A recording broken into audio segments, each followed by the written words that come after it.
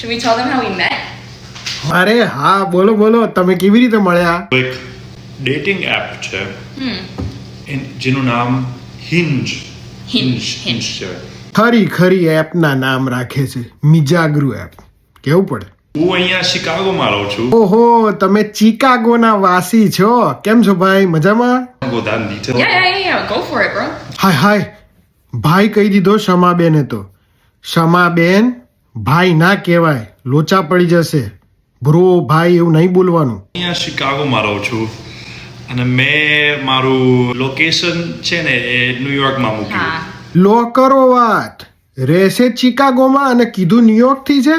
લા શમાબેન આ તમારી પેઢી પ્રમાણે તો લાલ ઝંડો ના કહેવાય. અહીંયાના છોકરી ના મજા આવે. મારા ભાઈ ચિકાગોની બધી છોકરીઓને જય શ્રી કૃષ્ણ કહેવાનું તને કોણે કીધું તું? હા હું ન્યુયોર્ક ગયો અને ત્યાં આ ડોબી મળી. અરે ભાઈ એ તો જેવી દૃષ્ટિ એવી સૃષ્ટિ. આ તો જો તારી શકલ નહીં શમાબેન, એમ બોલવાનું કે જુઓ આનું ડાચું. વાહ અને આ દાઢીનો કમાલ એવો છે કે દાળ ભાત ખાઓ તો ભાત ભોંય પર ના પડે એવું કહેવાનું.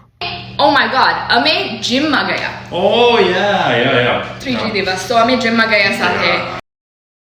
શું વાત છે? 3 દિવસ કસરત કરવા ગયા હતા અને એ પણ લાઈફ ટાઈમ ફિટનેસમાં. ભાઈ સુખી ઘરના લાગે છે. હા જલ્દી રીતે જલ્દી બધું થઈ ગયું પણ શમાબેન એવું નહીં બોલવાનું, લોકો ઊંધું સમજશે. આપણે ગુજરાતી લોકો છે ને એમ કે અમારું ફટાફટ સેટિંગ થઈ ગયું એવું કહેવાનું. ફટાફટ સેટિંગ. તો moral of the story is long distance works. ખરેખર સાચી વાત છે શમાબેન.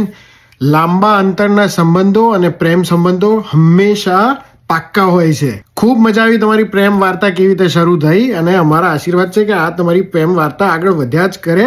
બરાબર છે? તમારા જોડકા બેનને જય શ્રી કૃષ્ણ કહેજો. મળીએ પછી. બરાબર? આવજો.